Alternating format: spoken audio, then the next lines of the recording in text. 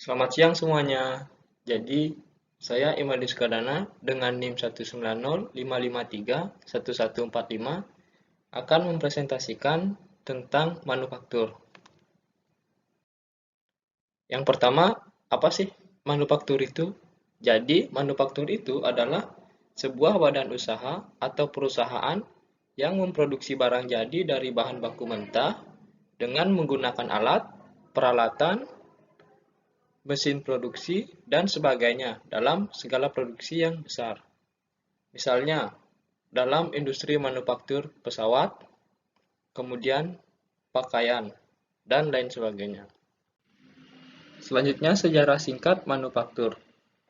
Manufaktur berasal dari bahasa Yunani, yaitu dari kata manus factus dan manus factum, yang artinya menggunakan tangan.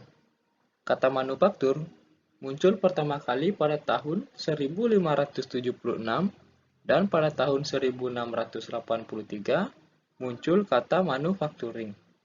Perkembangan industri manufaktur terus berlanjut saat terjadi revolusi industri yang dimana pada tahun 1769 ditemukannya teknologi mesin uap oleh James Watt. Kemudian pada tahun 1776, Adam Smith menulis buku yang berisi tentang manajemen pembagian tugas dalam pembuatan produk. Bukunya ini sangat mempengaruhi produktivitas pekerja tangan yang meningkat sampai 5 kali lipat. Kemudian seiring dengan populernya buku Adam Smith, Eli Whitney pada tahun 1780 menyempurnakan perkembangan industri manufaktur yang sudah ada dengan konsep pertukaran suku cadang dalam pembuatan produk. Konsep ini memungkinkan komponen tidak harus dibuat di satu tempat yang sama, tetapi bisa dibuat di tempat yang berbeda.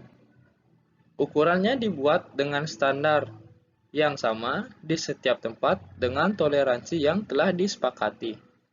Kemudian industri manufaktur terus berkembang dengan konsep-konsep barunya. Nah, selanjutnya, mengapa sih manufaktur itu penting? Manufaktur penting karena sebagian besar keputusan yang dibuat selama desain dipengaruhi oleh proses produksi atau manufaktur. Kemudian, peranan sektor industri manufaktur seperti mendorong pertumbuhan ekonomi atau produk domestik bruto, penyerapan tenaga kerja, serta meningkatkan ekspor dan meningkatkan investasi. Selanjutnya ada proses desain. Nah, secara tradisional, aktivitas desain dan manufaktur memiliki langkah kerja secara berurutan. Namun, pertimbangan seorang insinyur manufaktur mengatakan bahwa akan lebih baik jika menggunakan bahan yang berbeda, seperti polimer atau keramik, daripada logam, atau menggunakan bahan yang sama, tetapi dalam kondisi yang berbeda. Kemudian, memodifikasi desain komponen agar lebih mudah, lebih cepat, dan lebih murah dalam biaya pembuatannya. Kemudian selanjutnya ada concurrent engineering.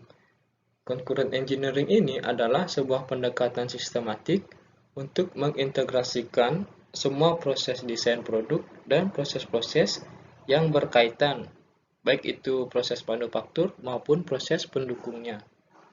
Dengan adanya concurrent engineering ini, biaya produksi dapat berkurang sampai dengan 30%, kemudian waktu pengembangan produk juga menjadi lebih cepat, yaitu berkurang sampai dengan 40%.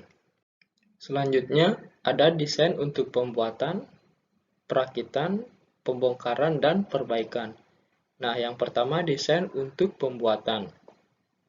Desain untuk pembuatan ini merupakan pendekatan komprehensif untuk mengintegrasikan proses desain, misalnya metode produksi, bahan, perencanaan proses, pengujian, dan jaminan kualitas. Kemudian yang kedua, perakitan. Perakitan ini merupakan fase manufaktur yang penting dan memerlukan pertimbangan untuk kemudahan, kecepatan, serta biaya dalam pembuatan sebuah produk. Kemudian yang ketiga ada pembongkaran. Pembongkaran ini memiliki pertimbangan yang sama pentingnya untuk melakukan pemeliharaan, servis, daur ulang komponen. Kemudian yang terakhir ada perbaikan. Nah, selain perakitan dan pembongkaran, desain perbaikan ini juga penting dalam desain produk karena produk seringkali harus dibongkar ke berbagai tingkat agar dapat diservis dan jika perlu melakukan perbaikan. Kemudian selanjutnya ada grand design dan manufacturing. Proses manufaktur tertentu dan pengoperasian mesin masing-masing dapat memiliki dampak lingkungan yang signifikan.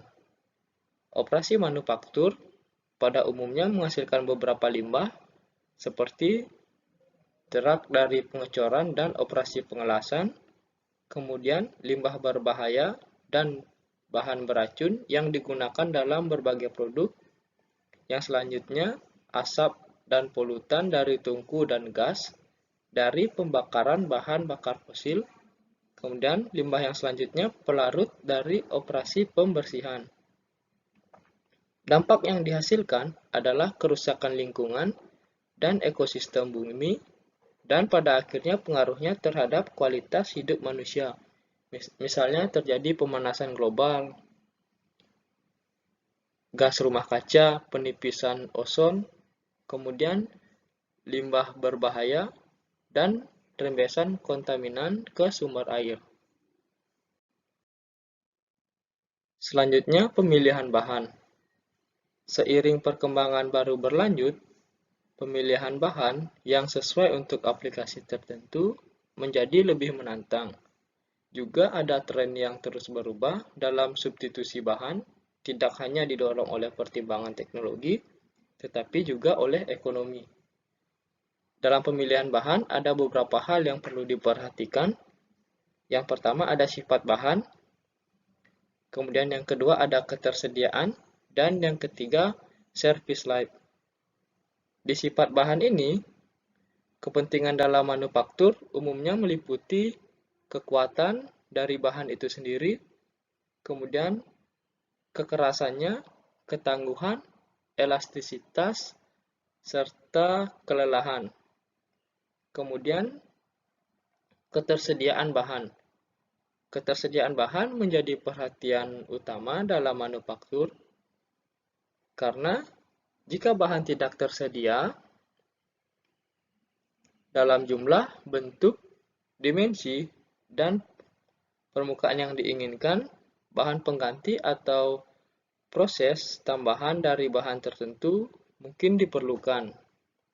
Kemudian untuk service life itu sendiri biasanya disebabkan karena pemilihan bahan yang kurang tepat, kemudian penggunaan produk yang tidak tepat, perawatan yang buruk, serta suku cadang yang cacat atau yang disebabkan oleh manufaktur. Nah, selanjutnya pemilihan proses manufaktur. Pada suatu material dibutuhkan beberapa proses secara garis besarnya untuk diubah menjadi produk jadi. Yaitu yang pertama ada casting atau pengecoran. Biasanya menggunakan cetakan sekali pakai atau cetakan permanen. Kemudian yang kedua ada forming atau pembentukan. Pembentukan ini merupakan proses penggulungan, ekstrusi, penempaan, desain, dan pencetakan. Kemudian yang ketiga ada proses permesinan. Proses permesinan ini seperti pengeboran, pemotongan, dan lain sebagainya. Kemudian yang keempat ada proses penyambungan. Proses penyambungan ini seperti pengelasan, penyolderan, kemudian yang terakhir ada tahap penyelesaian atau finishing, seperti pewarnaan pada suatu produk, pelapisan, tetapi pemilihan dari Metode tersebut bergantung lagi pada bentuk akhir dari produk yang diinginkan dan jenis material yang digunakan. Apakah material tersebut rapuh atau keras. Kemudian dalam pemilihan proses manufaktur juga harus mempertimbangkan biaya operasional seperti biaya desain dan biaya peralatan, ketersediaan mesin, dan waktu yang diperlukan untuk memulai produksi. Jadi sekian presentasi dari saya. Akhir kata saya ucapkan terima kasih.